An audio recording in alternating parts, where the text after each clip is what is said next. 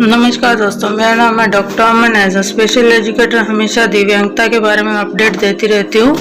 तो आज जैसे कि मेरे पास कई क्वेश्चन आए हैं कि मैम फ्लैट पैर, CTEV या क्लब फुट्स क्या होता है और ये डिसेबिलिटी के अंदर आते हैं। तो आज हम इसके बारे में ही आपको जानकारी देंगे कि ये डिसेबिलिटी के अंदर आते हैं कि नहीं आते हैं। तो दिव्यांगता के अंदर ये पैर तो आते हैं, लेकिन ये कैसे आते हैं इसके बारे में आपको पूरी इन्फॉर्मेशन दी जाएगी इस वीडियो में। इस वीडियो को लास्ट तक देखिएगा, लाइक कीजिएगा, सब्सक्राइब कीजिएगा ज़रूर इसको। तो देखिए, जैसे कि ये डिसेबिलिटी है, ये अपने दोनों पैरों को अंदर से मुड़ी हुई होती है, जन्म से होती है। इसका इलाज जो होता है अल्ट्रासाउंड में, अगर अब जन्म से पता लग जाए तो हम इसका इलाज कर सकते हैं। तो इसकी शुरुआती उपचार हो सकता है पोस्टन विधि के साथ, जिसमें पैर को एक बेहतर स्थिति में लाया जा सकता है। इसमें जो पेशेंट्स होता है, यानी कि जो दिव्यांग होता है, वो अपने पैरों के सहारे चलता है। अंदर की तरफ मुड़े हुए दोनों पैर होते हैं।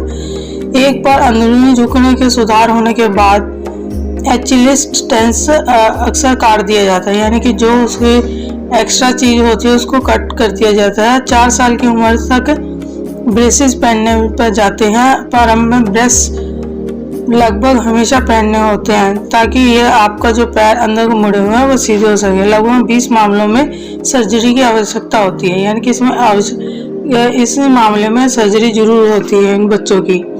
और ये बच्चों में पाया जाता है, बच्चों से ही ये फैलता है, यानी कि इसका जो बीमारी है ये बचपन से आ जाती है और बच्चों में आती है। बच्चों में आने जो नवजात शिशु होते हैं लगभग 1 साल के पाए जाते हैं, और इसमें क्लब फुट की ये नवजात शिशु हैं। ये जो बीमारी है वो लगभग चीन में आमतौर पर सभी लोगों को पाई जाती है। चीन में बहुत सारे ऐसे बच्चे हैं जिनको ये क्लब फुट की बीमारी है, लेकिन अब देखा जाए तो हमने भारत में भी इस तरह की बीमारी का विस्तार हुआ है। हमारे पास भी कई इस तरह के केस आए हैं क्लब फुट के, जो छोटे छोटे बच्चों को लेकर हमारे पास आते हैं इलाज करवाने के लिए। जी नहीं, इस बच्चे का और इस बच्चे का हम इलाज सर्जरी के द्वारा किया जाता है। ये क्यों होता है और कैसे होता है इसका मैं आपको जानकारी दूंगी। मुद्रापात जो क्लब फुट एक ऐसी है कि जिसके बारे में बहुत सारी कल्पनाएं कर सकते हैं, यानी कि कोई भ्रामी है, पारंपरिक कारण हो सकता है बोलते हैं, लेकिन इसका मेन कारण होता है जेनेटिक्स। दोनों का सहयोग हो सकता है। शोध जो इस पर रिसर्च किया गया तो ऐसा कुछ नहीं है। निष्कर्ष से संभव हुआ कि ये अधिक कम से कम मामलों में फेनोटाइप्स एक तरह। दोस्तों, कैफ लिफ्ट जो है गर्भावस्था के दौरान यानी प्रेगनेंसी के टाइम ही होता है, जिससे पैरों की मांसपेशियां अविकसित हो जाती है और हड्डियों में कमजोरी होती है जो अंदर की तरफ को मुड़ना शुरू हो जाती हैं। जैसे कि अल्ट्रासाउंड में पहले ही पता लग जाता है कि बच्चे में ये प्रॉब्लम आने वाली है। अगर हम तभी इसका इलाज करें, हड्डियों की मजबूती के लिए पोषण आहार लें और इसके लिए जो मेडिसिन्स हैं, जो भी थेरेपीज है, इलाज है, वो करवाए, तो ये अस्थिबंधन और जो भी टेंशन शीद होगी, टेंडन होगी, रेशेदार होंगे, उत्तक होंगे, उनकी उपस्थिति के कारण बनता है। मांसपेशियों की कमजोरी के कारण, असमानता के कारण जो बच्चे की टांगें अंदर को मुड़ जाती हैं, उससे बचाव हो सकता है। तो कैफ लिफ्ट का इलाज तो है अगर आप करवाएं तो कैफ लिफ्ट जो है वो भी डिसेबिलिटी के अंदर ही आता है। और इसके लिए आपको इसके जो भी मेरे से पूछ रहे हैं कि कैफ लिफ्ट का क्या इलाज है, कैसे इसको, क्या ये डिसेबिलिटी में आता है, तो मैं यही कहूँगी ये डिसेबिलिटी के अंदर आता है। आप इसके लिए आप अपना डिसेबिलिटी कार्ड बनवा सकते हैं, UDT कार्ड बनवा सकते हैं। जिन लोगों ने मेरे से ये क्वेश्चन पूछा है उनके लिए बहुत ही महत्वपूर्ण इन्फॉर्मेशन है ये। तो इसमें विकृत का निदान परीक्षा से होता है। आमतौर पर नवजात शिशुओं के ये जांच सिर से पैर तक, अंगूठे तक की जाती है।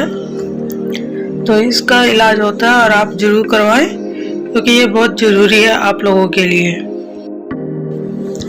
फ्रेंड्स, इसकी पहचान कैसे कर सकते हैं हम? इसको मैं पहचान कैसे करते हैं तो आपको बता देती हूँ कि इस डिसेबिलिटी की सबसे पहले जो आपके पैर है अंदर की तरफ मुड़ जाएंगे, उच्च कमान की तरफ, विकृति में वक्कट कलरफुट विकृति में आ जाएगी, जिससे अंदर की तरफ वो मुड़े हुए दिखेंगे।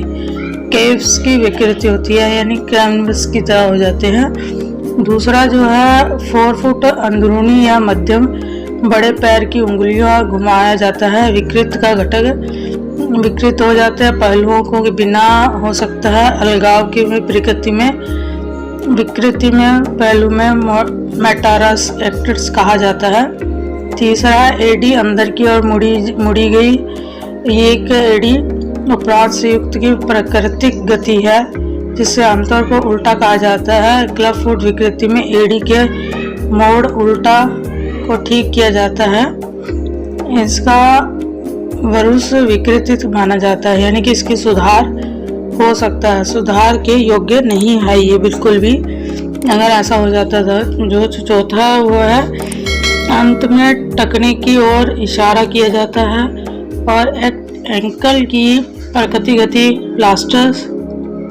प्लांटर कहा जाता है। क्लब फुट विकृति में यह स्थिति तय की जाती है कि सुधार योग्य नहीं है और इस विशुद्ध विकृति के रूप में जाता है। एक पैर जो सभी 4 घटकों को दिखाता है उसे क्लब फुट विकृति के रूप में निदान किया जाता है। क्लब फुट विकृति के इस 4 घटकों को संक्षेप में हम CAB यानी केव्स, 4 फुट एक्ट, वर्सो और इंटीनर्स के साथ याद किया जा सकता है।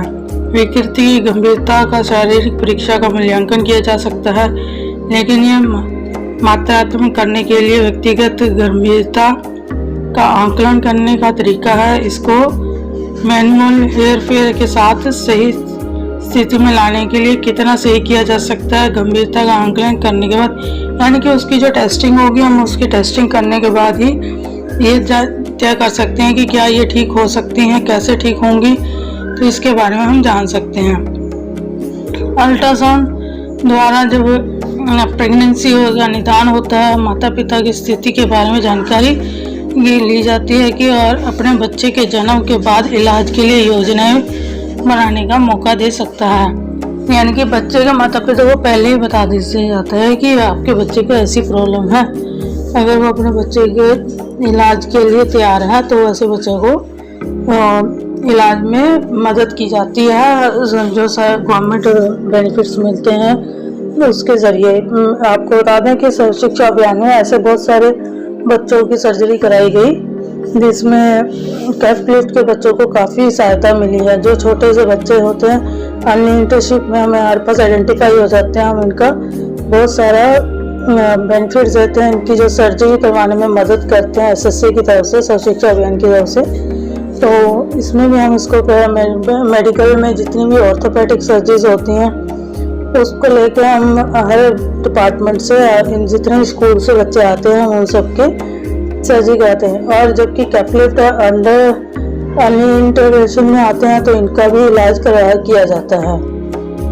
इसी तरह हमारे अंदर जो होते हैं हार्ट पेशेंट्स हैं उनको भी सर्जरी कराते हैं। सिर्फ स्कूल गोइंग बच्चों का होता है, फ्री ऑफ कॉस्ट सर्जरी होती है। तो इस तरह की सर्जरीज होती हैं।